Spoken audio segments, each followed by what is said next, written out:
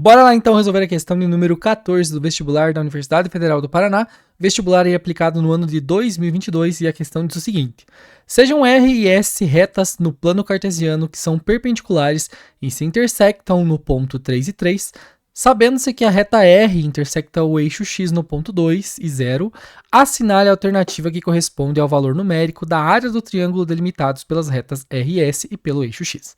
Basicamente, né, fazendo uma interpretação geométrica, o que nós precisamos entender? Então vamos imaginar que, vamos pegar o primeiro quadrante mesmo do nosso plano cartesiano. Temos aqui x e y.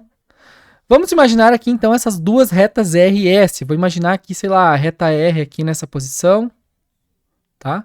E vamos imaginar aqui uma reta S. Ok? Essas retas, está falando que elas são perpendiculares e se intersectam no ponto 3 e 3. Não precisaria eu desenhar aqui, só vou desenhar, né, para ficar mais fácil de vocês entenderem. Então, se elas são perpendiculares, significa que aqui eu tenho um ângulo de 90 graus e que esse pontinho aqui ele tem exatamente coordenadas 3 e 3. Até que o desenho ficou levemente simétrico, né? Apesar de, vamos desconsiderar quadriculado aí. Sabendo-se então que a reta R intersecta o eixo X no ponto 2 e 0. Então, se ela intersecta o eixo X no ponto 2 e 0, significa que as coordenadas desse ponto aqui são 2 e 0. Nós queremos calcular a área desse triângulo aqui e tem um outro ponto de intersecção aqui, porque eu preciso saber, né, para calcular a área, esse outro ponto, porque nós vamos calcular a área desse triângulo conhecendo seus 3 vértices do plano cartesiano. Então aqui eu sei que é alguma coisa para x e alguma coisa para y. Nesse caso, meu y é 0, porque esse ponto aqui ele está exatamente em cima do eixo x. Então, basicamente, é isso que o exercício quer. Então, eu preciso dessa coordenada aqui, tá? Que é um valor para x. O que nós vamos ter de interpretação, então? Em relação à reta R, eu sei, né, que a reta R é perpendicular com a reta S. Então, eu sei que o coeficiente angular da reta R multiplicado pelo coeficiente angular da reta S, então, se eu pegar lá o MR vezes o MS, eu sei que isso aqui tem que dar menos 1. Da onde que eu tirei isso? Isso aqui é uma propriedade lá da geometria analítica, né? Que diz que quando duas retas são perpendiculares, se eu multiplicar os seus coeficientes angulares, isso aqui tem que dar um negativo, certo? Então, vamos encontrar qual é o coeficiente angular da reta R, inicialmente, porque eu tenho 2 pontos. Como que eu faço para calcular esse MR, né? Esse MR, gente, vai ser nada mais, nada menos do que o quê? A variação em y dividido pela variação em x. Então, qual que vai ser a minha variação em y e a minha variação em x? A minha variação em y vai ser aqui, ó, 3 menos 0, certo? Então, eu vou ter aqui 3 menos 0, a diferença das ordenadas. E a minha diferença em x, que é a minha variação, ó, 3 menos 2. Com 3 menos 2. 3 menos 0, eu tenho 3, e 3 menos 2 eu tenho 1. Então, vai ficar 3 sobre 1, ou seja, o meu MR é 3.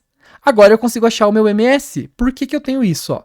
MR vezes MS tem que dar igual a menos 1. Então, quem que é o meu MR? O meu MR é 3 vezes o meu MS é igual a menos 1. Ou seja, se eu passar aquele 3 dividindo, vai ficar aqui o meu coeficiente angular da reta S é igual a menos 1. Mas por que nós estamos calculando o coeficiente angular da reta S? Né? Nós estamos só em busca dessa coordenada x aqui. O que nós vamos lembrar agora? A equação fundamental da reta. Né? Então, a equação fundamental da reta vai ser y menos y0, que é igual ao coeficiente angular que multiplica x menos x0. E aí, nós vamos observar o quê? Vou até trocar de cor aqui. Esse y aqui, essa reta, né, em relação à reta S, o que acontece? O nosso M é exatamente... Opa, aqui faltou sobre 3, né? Menos 1/3. E o nosso y0 e x0, né? Nosso x0 e y0 aqui. Esse x0 eu quero encontrar, então eu vou ter que deixar ele como sendo x0 mesmo, né? Perdão, esse x0 e y0 aqui, ó.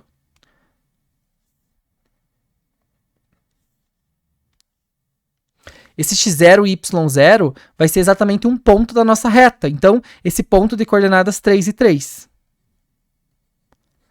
Certo? E aí, o que nós vamos fazer? A gente vai ficar aqui ó, com y menos o y0, que é 3, igual ao meu coeficiente angular, que é menos 1/3, que multiplica x menos o x0, que também é 3. Então, x menos 3.